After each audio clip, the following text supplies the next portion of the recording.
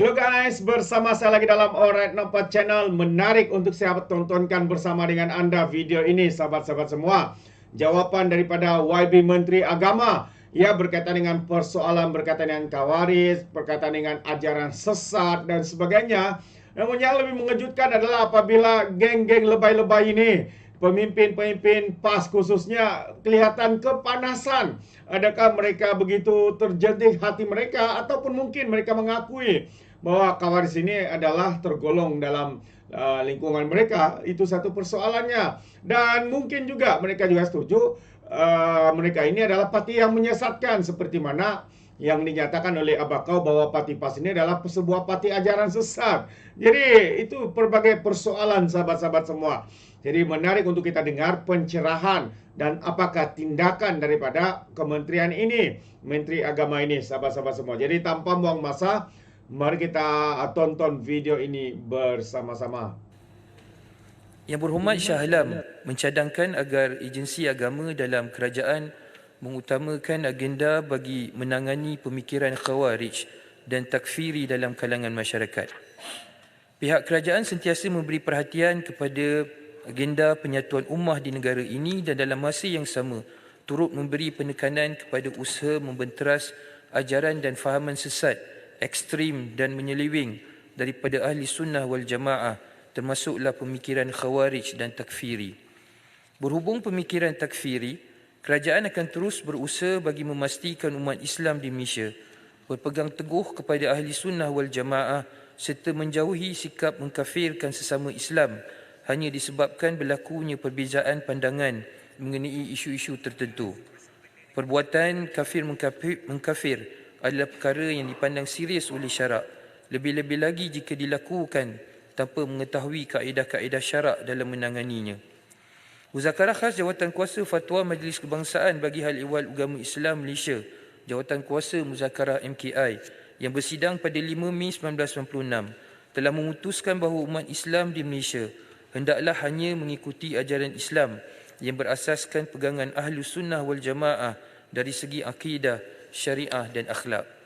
Sehubungan itu, bagi menangani pemikiran khawarij dan takfiri daripada terus berleluasa, pihak kerajaan sentiasa memantau pengajaran agama Islam sama ada melalui ceramah dan kelas-kelas pengajian di tempat-tempat awam seperti di masjid dan surau-surau, juga di media sosial, agar dapat memupuk semangat perpaduan dan tidak menyimpang daripada ajaran ahli sunnah wal jamaah.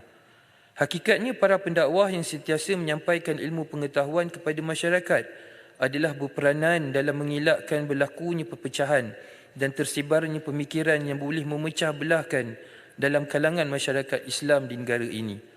Bagi menangani isu yang sedemikian, Jabatan Mufti Negeri-Negeri seluruh Malaysia mensyaratkan agar permohonan tauliah mengajar dibuat bagi mengawal individu-individu dari dalam dan luar negara yang tidak berkelayakan dari menyampaikan pengajaran di premis-premis yang dibenarkan. Tindakan ini dilaksanakan agar semua pendakwah memberikan pengajaran bertepatan dengan fahaman ahli sunnah wal jamaah dalam mengajak kepada perpaduan. Sekiranya didapati pendakwa tersebut menimbulkan isu-isu yang mengelirukan masyarakat dan memecah belahkan perpaduan, beliau akan dipanggil. Yang Tuan Yang Dipertua, Yang Berhormat Menteri, terima kasih atas ruang yang diberikan. Oleh kerana dimulakan dengan penjelasan berkaitan dengan pemikiran khawarij dan takfiri, jadi saya mohon penjelasan dari Menteri, iaitu sejauh mana pemikiran takfiri dan khawarij di Malaysia, kalau kita nak bandingkan dengan pemikiran dan tersebarnya aliran liberal di Malaysia ini. Terima kasih.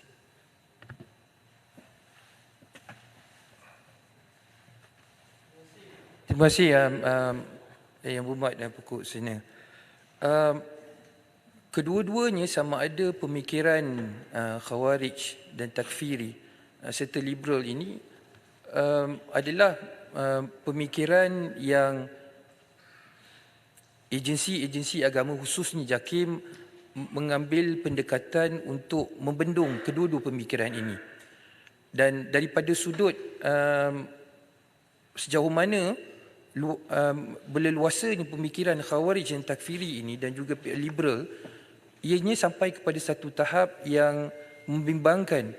Dan dalam konteks inilah saya sebutkan di sini, kerajaan mengambil pendekatan untuk memastikan segala usaha dan program-program yang diadakan untuk memastikan agar kedua-dua pemikiran tersebut, sama ada yang takfirinya ataupun yang liberalnya, dapat dibendung di negara ini. Dan seperti mana yang saya sebut tadi, untuk memastikan supaya pemikiran Ahlus Sunnah wal Jamaah ini dapat benar-benar bertapak dan difahami oleh masyarakat Islam. Itu penjelasan saya, Ahmad. Teruskan.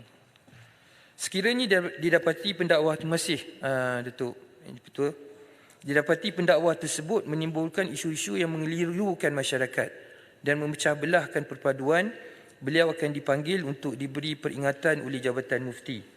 Seterusnya, pihak berkuasa agama boleh mengambil tindakan terhadap pendakwah tersebut dengan menarik semula tauliah mengajar sekiranya gagal mematuhi peraturan yang ditetapkan. Bagi memantapkan lagi pemahaman masyarakat terhadap prinsip kesederhanaan dan menjauhi fahaman menyeleweng, JAKIM telah menubuhkan Duat Al-Falah, iaitu sebuah gabungan pendakwah daripada kalangan ahli ilmuwan, golongan profesional dan para asatizah yang berperanan membimbing kefahaman masyarakat. Duat Al-Falah ini berperanan mewujudkan ejen dakwah yang membawa pendekatan sederhana ataupun wasati dan pemikiran bertamadun madaniyah dalam proses perubahan, islah dan menegakkan keadilan sosial di Malaysia.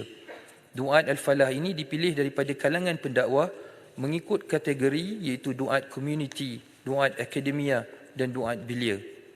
JAKIM juga telah menerbitkan buku terjemahan berjudul Adab Perbezaan Pendapat dalam Islam dan telah dilancarkan pada 4 Julai 2023 oleh Yang Berhormat Perdana Menteri. Bagi meneruskan kesinambungan penghayatan buku ini, JAKIM telah melaksanakan program Training of Trainers. Jurucakap buku ini terdiri daripada pegawai yang telah dipilih oleh agensi Jabatan Perdana Menteri Hal Ehwal Agama, pegawai JAKIM dan kader JAKIM di kementerian. Bengkel TOT kepada penceramah juga dijalankan bersama rakan strategik iaitu International Institute of Islamic Thought, IIIT, Institut Darul Ihsan, Persatuan Ikatan Ilmuwan Islam mengenai dasar dan tadbir urus, Itqan dan Yayasan Dakwah Islamiyah Malaysia, YADIM. YADIM juga menerbitkan buku terjemahan bertajuk Kerahmatan Islam dan Fenomena Terorisme karya Profesor Dr. Ali Muhyiddin Al-Qaradaghi, seorang ulama kontemporari dunia. Buku ini memberi kefahaman mengenai fiqh ta'ayush as-silmi, fiqh berinteraksi, isu terorisme dan kepentingan sifat wasatiyah dalam menonjolkan keindahan dan keadilan Islam sebagai agama rahmat dan kemuliaan. JAKIM juga telah menerbitkan teks khutbah Jumaat bagi mengingatkan umat Islam agar berwaspada daripada terpengaruh dengan pemikiran Khawarij, sama ada dalam percakapan, tindakan dalam urusan beragama, juga supaya umat Islam tidak bermudah-mudah membuat tuduhan dan menjatuhkan hukuman terhadap orang lain. Jabatan Agama Islam Wilayah Persekutuan juga menganjurkan forum dan program-program yang bertujuan untuk meningkatkan kesedaran masyarakat agar dapat memelihara diri terhadap pengembangan doktrin yang bercanggah dengan Ahlus Sunnah wal Jamaah. Kesalahan mengembangkan doktrin agama diperuntukkan di bawah Seksyen 5 Akta Kesalahan Jenayah Syariah Wilayah-Wilayah Persekutuan 1997. Manakala Jabatan Mufti Wilayah Persekutuan pula juga memberikan penerangan dan penjelasan berkaitan fahaman Khawarij melalui platform media massa dalam ruangan Tashih Al-Mafahim melalui artikel yang bertajuk Kuat Beribadat Tapi Pengganas dan Masih Wujudkan Khawarij. Jabatan Mufti Wilayah Persekutuan menjawab isu-isu semasa melalui kaedah bersemuka, iaitu klinik hukum bagi menjawab persoalan hukum syarak. Dalam memberikan kefahaman yang benar kepada umat Islam, IKIM telah menggunakan semua saluran dan platform media seperti radio, TV IKIM, media sosial seperti Facebook, Instagram, TikTok dan sebagainya, serta penulisan artikel yang disiarkan di akhbar bagi memberikan pencerahan dan penjelasan kepada masyarakat berhubung perkara berkaitan doktrin menyeleweng dan ajaran sesat bagi menyedarkan masyarakat awam betapa bahayanya penularan ajaran sesat di negara ini. Kesimpulannya, Pemikiran Khawarij perlu ditangani dengan bersepadu dan saksama menerusi dialog berserta dakwah dengan hikmah, pendekatan yang rahmah dan tindakan yang berfaksikan hujah. Saya menyuruh semua pihak perlu bersatu dalam membina kekuatan dan menguruskan sebarang bentuk perselisihan dengan santun dan tenang agar tidak membawa kepada perpecahan. Yang Berhormat Shah Alam juga mohon penjelasan kerajaan. Atuk Musi. Okey. Terima kasih kepada Yang Ketua, terima kasih kepada Menteri. Saya bersetujulah bahawasanya apa penerangan yang dibuat oleh Menteri tadi berkenaan dengan Khawarij, berkenaan dengan golongan pelampau, ini semuanya itu bertentangan dengan prinsip dan ajaran agama kita dan tak sesuai dengan pengamalan yang diamalkan di dalam negara kita, yang keseluruhannya ialah kita mengamalkan kenaan dengan aliran Ahlus Sunnah wal Jamaah yang muqtadi, yang mazhab yang kita terima pula ialah mazhab Syafi'i, maka itu perkara yang jelas. Maka dengan sebab itu saya tertarik juga banyak huraian-huraian hari ini yang kita dapat lihat. Saya nak bertanya kepada Menteri, sejauh manakah kajian yang dibuat oleh pihak bahagian hal ehwal agama berkenaan dengan penularan berkenaan dengan Khawarij ni. Dulu timbul isu Syiah, sekarang pula soal Khawarij. Jadi perkara-perkara yang mana yang perlu kita tangani sebenarnya, dan perkara ini perkara yang perlu kita, pada saya ialah soal ini ialah bertentangan sangat dengan pengamalan kita dengan Ahlus Sunnah wal Jamaah. Sedangkan seperti mana disebutkan oleh Pokok Senar tadi, aliran-aliran yang menular hari ini agak berat berkenaan dengan pemahaman-pemahaman liberal dalam agama kita, seolah-olah untuk menjadikan Islam ini sebagai satu agama yang terlalu tasahul ataupun terlalu dimudah-mudahkan sangat, sehingga akan menimbulkan kekeliruan di kalangan masyarakat. Maka dengan sebab itu pada saya ialah biarlah kalau kita tengok, kita bercakap tentang dakwah, tentang maudhu' dakwah, kita bercakap dengan orang yang kita bimbang takut nanti penceramah-penceramah kita duduk pergi berceramah di tempat orang Khawarij seorang pun tak ada. Kita berceramah tentang Khawarij, dia pun tak tahu Khawarij apa dia kan. Dulu macam sama juga dia bercakap pasal Syiah. Dalam kampung tu Syiah seorang pun tak ada. Jadi benda-benda yang berlaku dalam masyarakatnya hari ini, orang tak semayang, orang banyak tak puasa, orang yang banyak bercakap tentang kadang-kadang hal-hal yang berhubung kait dengan soal perkara yang kadang-kadang boleh menjatuhkan nawaqidus syahadatain. Dengan sebab itu saya mengharapkan supaya kami dapat kajian. Terima kasih. Ya, Mak Menteri boleh beri laluan pada saya, Mak Menteri. Yang Mak Menteri nak ambil soalan dulu. Ya, boleh. Ya, terima kasih Mak Menteri. Susulan daripada Bagan Serai, saya nak tambah sedikitlah. Saya menghargai apa yang kerajaan sedang buat untuk mengekang faham-faham yang seperti Khawarij dan sebagainya. Cuma saya nampak dalam usaha kita untuk membela dan memartabatkan mahkamah syariah, ada lagi golongan yang perlu kita tangani dari segi ilmiah, iaitu golongan sekular. Ya, golongan sekularis ini adalah antara ancaman terbesar kepada usaha pihak kerajaan dan juga kami untuk membantu kerajaan untuk kita buat pindaan perlembagaan. Kerana yang Bapak Menteri pun pasti tahu, antara salah faham yang sedang menular di kalangan pengawal undang-undang ialah kononnya perlembagaan persekutuan kita ini ada basic structure doktrin. Ini yang dijaja oleh golongan-golongan sekularis yang memberi ancaman kepada mahkamah syariah kita. Jadi apakah peranan agensi-agensi di bawah Yang Berhormat Menteri untuk berdakwah kepada golongan ini agar mereka tidak ada fahaman yang betul tentang Islam, tentang sekular, di mana kedudukan Islam dalam sekularisme dan sebagainya. Jadi saya nampak ini lebih besar, lebih utama berbanding Khawarij yang dikatakan tadi. Terima kasih. Yang Berhormat Menteri. Terima kasih Datuk Timbalan Yang Ketua, terima kasih Yang Berhormat Bagan Serai dan juga Macang. Seperti mana yang saya jelaskan tadi, doktrin ataupun ajaran-ajaran yang disebutkan tadi, sama ada yang Khawarijnya ataupun Syiahnya, sekularnya dan juga liberalnya, yang ini adalah doktrin-doktrin yang kajian serta penyelidikan berterusan dijalankan di bawah agensi-agensi agama khususnya JAKIM.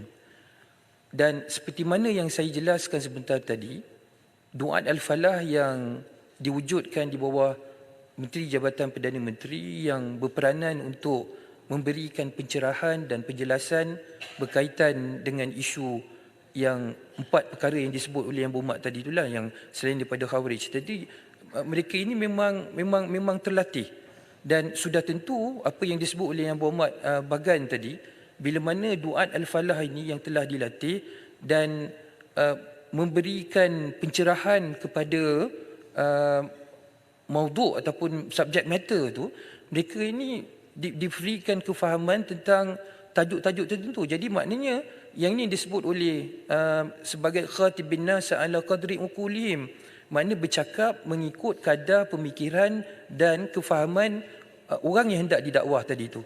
So jadi dalam konteks inilah kajian saya sebut seperkara dan juga mewujudkan duat-duat yang ada untuk memberikan pencerahan. Dan ada di kalangan duat ini yang berhormat macam yang terdiri daripada mereka yang dalam di kalangan peguam-peguam, sama ada peguam yang mahir dalam civil dan juga syariah, untuk memberikan pencerahan dan penjelasan berkaitan dengan sesuatu perkara itu, termasuklah apa yang Berhormat Macam sebut tadi tentang basic basic structure tadi itu. Menteri. Okay. Pulai Menteri. Saya juga. Pulai. Betul kan? Saya rasa ini tak. Kalau tidak saya tak habis. Saya nak pergi sikit Khawarij tadi. Jangan risau ya Menteri, saya putuskan masa. Masa banyak lagi bang. Sik boleh ya? Pak Menteri. Menteri. Sikit ya. Terima kasih kepada Pulai dulu kan. Okey. Lepas ni sik ya. Okay. Seperti mana disebut oleh Menteri tadi dan juga tentang apa disebut oleh beberapa orang di Parlimen tadi. Seolah-olahnya Khawarij itu isu yang kecil dibandingkan dengan yang Ribler, yang dua perkara ni tadi ya. Tapi saya fikir begini ya, kalau yang liberal ini kita nampak pertentangan itu memudah-mudahkan urusan dan sebagainya, dan ianya dilaksanakan oleh orang-orang yang kecil ini ya. Tetapi kalau Khawarij ini dari pengalaman yang berlaku zaman Sayyidina Ali itu, mereka adalah tokoh-tokoh, mereka adalah pemimpin-pemimpin agama yang mempunyai ilmu agama Islam, yang ada pengaruhnya dalam masyarakat, tetapi membawa pahaman yang keras itu.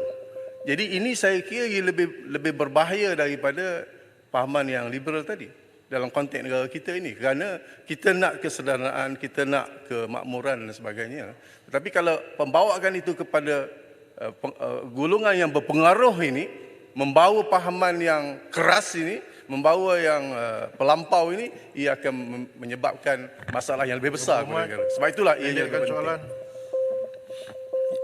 Betul, Syah Alam. Kerana Berhormat Menteri nak bagi soalan tadi, nak bagi saya sikit soalan. Ini ataupun sebab saya hanya akan tambahkan 5 minit saja.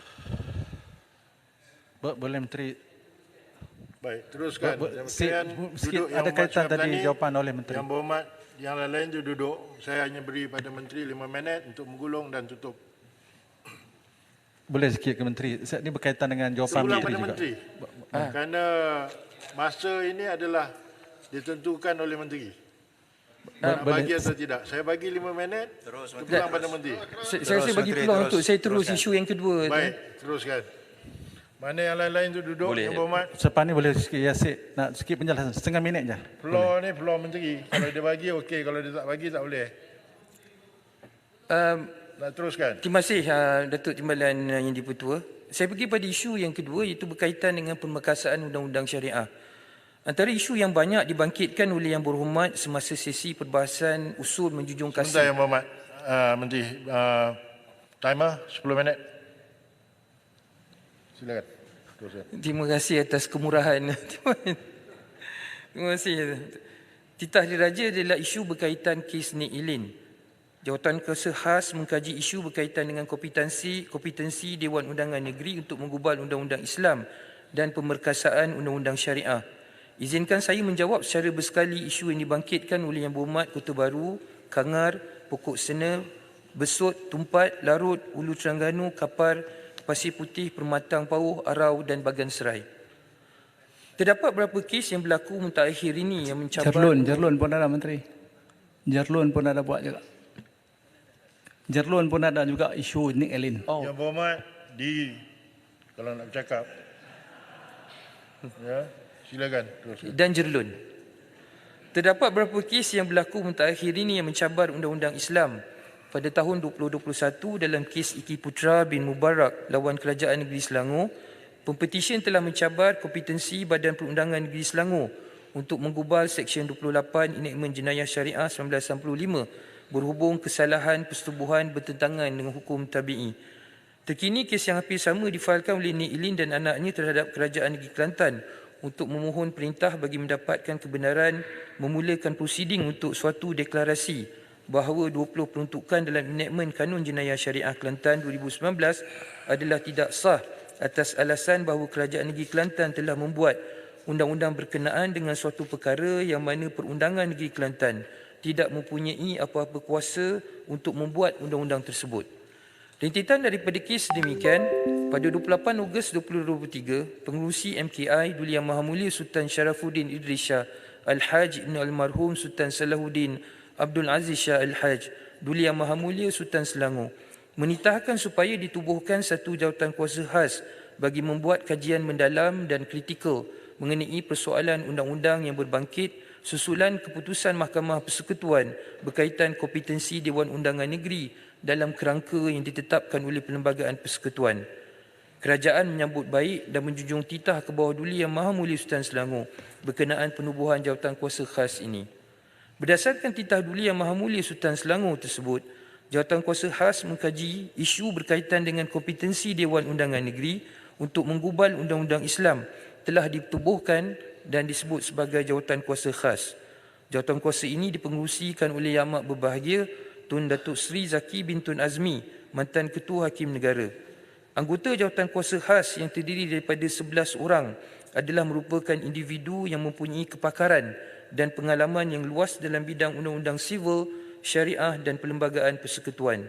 Setakat ini, kerajaan tidak berhasrat untuk meneliti semula keanggotaan jawatan kuasa khas ini dan kerajaan percaya semua anggota jawatan kuasa khas yang dilantik mampu menggalas amanah dan tanggungjawab yang diberikan. Sejak anggota jawatan kuasa menerima watikah pelantikan pada 5 Disember 2023, jawatan kuasa khas ini telah mengadakan mesyuarat secara berkala pada setiap minggu dan setakat ini 11 mesyuarat telah pun diadakan. Jawatan kuasa ini diberi mandat untuk melaksanakan kajian berhubung dengan isu kompetensi Dewan Undangan Negeri untuk menggubal undang-undang Islam serta bidang kuasa Mahkamah Syariah sebagaimana yang diperuntukkan di bawah butiran 1 Senarai 2 Senarai Negeri Jadual ke-9 Perlembagaan Persekutuan.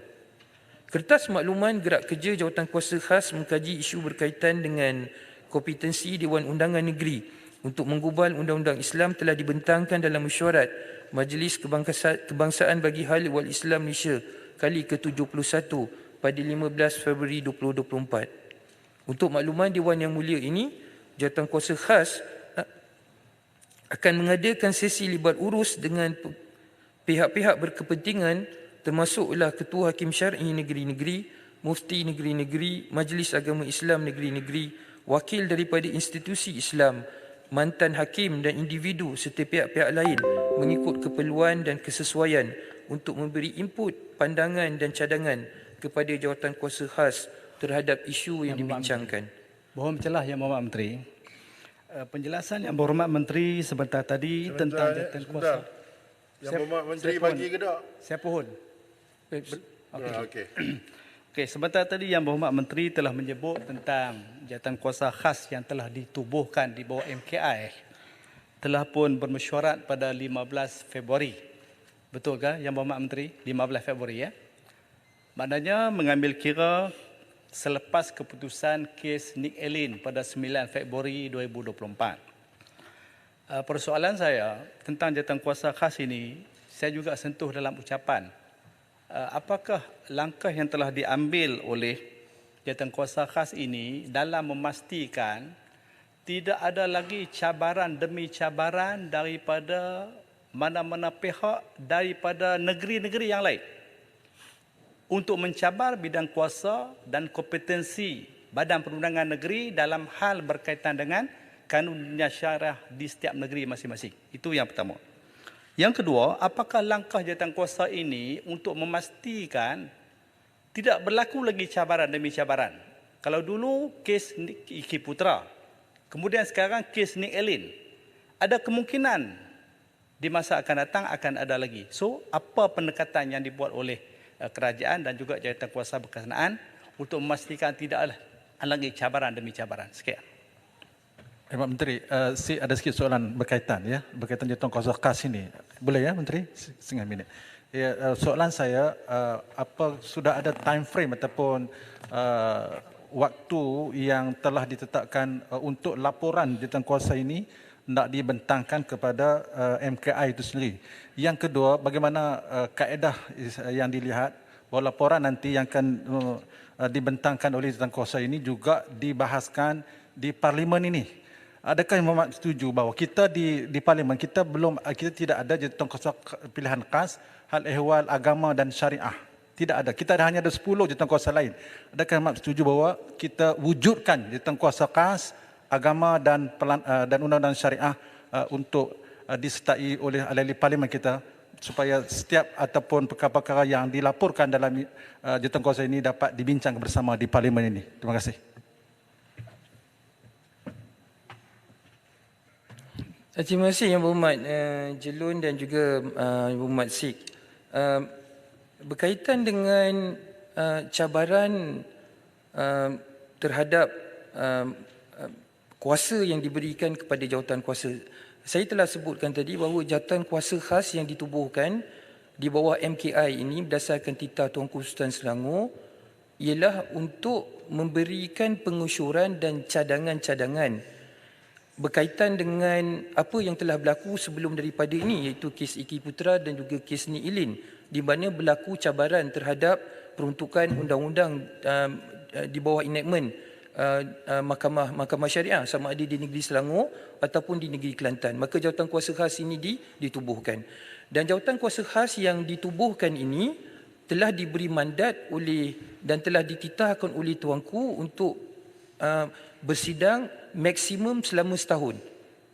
Maknanya dalam tempoh setahun daripada penubuhan di bulan Disember itu, pihak jawatankuasa khas ini berdasarkan kajian dan libat urus yang dibuat akan memberikan pengusyuran kepada MKI. Jadi itu proses dia.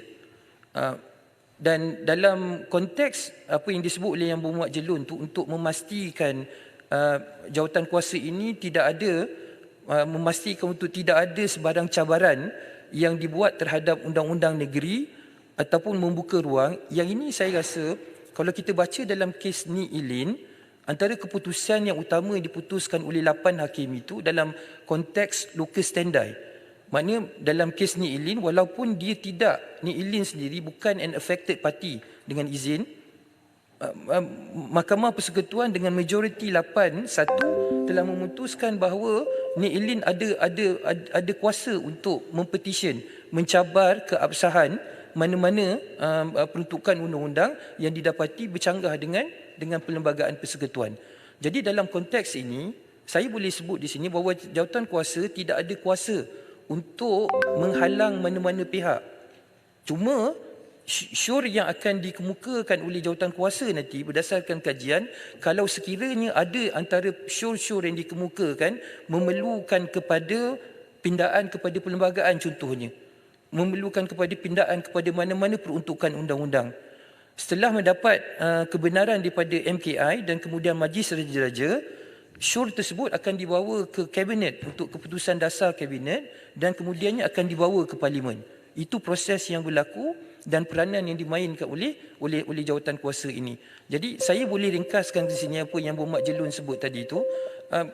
Tidak ada sebab oleh kerana Mahkamah Persekutuan ini adalah satu mahkamah organ kerajaan yang bebas, yang tidak ada kemena dengan eksekutif. Jadi berdasarkan keputusan dalam kes Nick Elin itu, kita tidak boleh nak pastikan ada pihak yang ketiga yang mungkin hadir ke mahkamah untuk mempetisyen mencabar keabsahan mana-mana peruntukan undang-undang selagi mana peruntukan undang-undang tersebut didapati bertentangan dengan perlembagaan dan berdasarkan kes Ni Ilin mana-mana pihak saja, pihak ketiga mungkin dia boleh untuk filekan petition.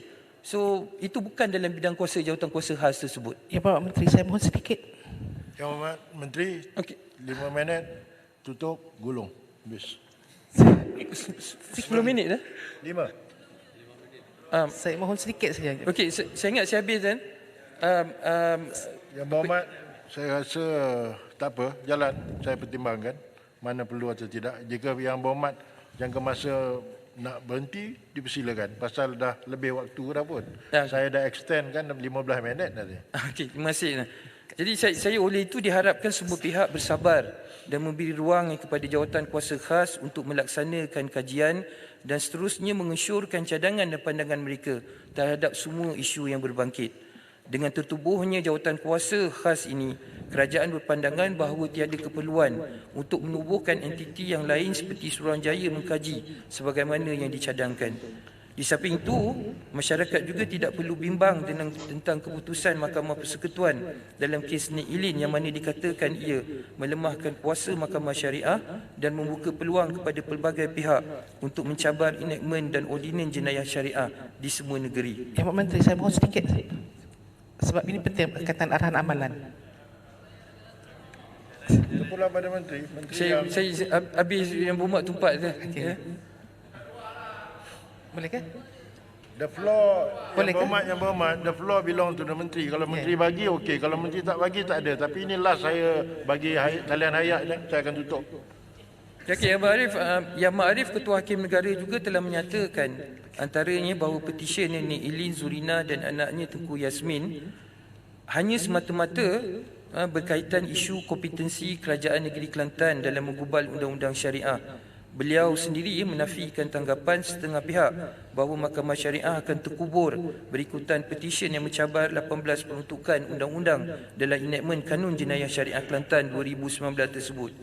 Isu dalam pendengaran petisyen ini bukan melemahkan agama Islam dan Mahkamah Syariah, tetapi ia adalah berhubung kompetensi kerajaan negeri dalam menggubal undang-undang tersebut.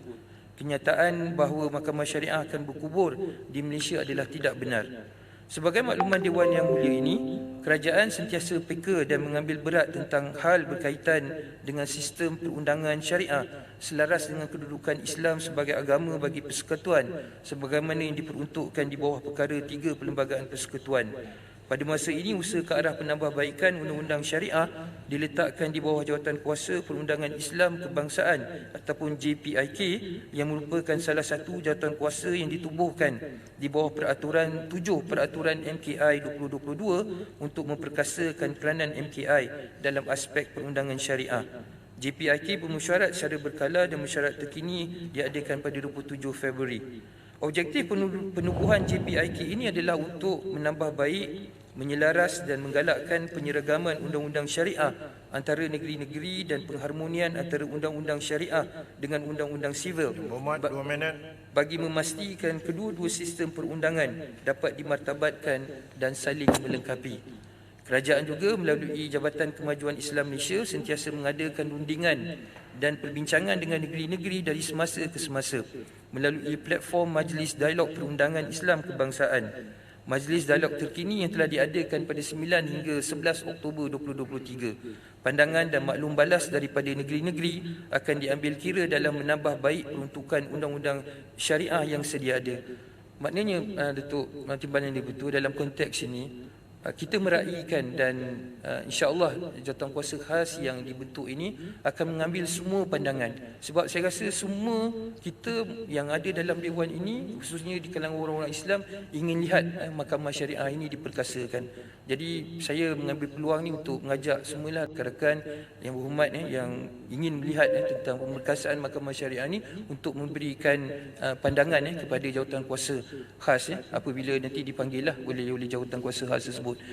Datuk Timbalan Dipertua, saya ada 4 lagi isu yang saya akan hantar secara bertulis nanti. Jadi saya mengambil kesempatan ini untuk mengucapkan jutaan terima kasih sekali lagi pada semua 22 ahli yang berhormat yang telah mengemukakan soalan semasa sesi perbahasan. Terima kasih. Terbaik sahabat-sahabat semua. Itu dia banyak masa tambahan yang diberi ya. Sebab begitu ramai ahli-ahli parlimen daripada parti PAS khususnya ada yang cuba untuk memberikan soalan-soalan yang provokasi, soalan yang memusingkan fakta, cuba untuk mengelirukan jawapan daripada menteri dan sebagainya. Tapi dengan tenang sahabat semua, YB Menteri memberikan jawapan dengan tenang terbaik. Jadi sampai sini saja, sekiranya anda memberikan sebarang komen, anda boleh berikan dalam ruangan komen. Tapi ingat, komen dengan cara berhemah. Terima kasih sekali lagi, izinkan saya untuk mengundurkan diri. Dan seperti biasa, peribahasa mengatakan, apapun keangkap, 2 tahun keinginan. Dalam bahasa Melayunya, tepuk dada, tanya selera. Sekian saja daripada Alright Nampak Channel, kita berjumpa lagi. Bye-bye.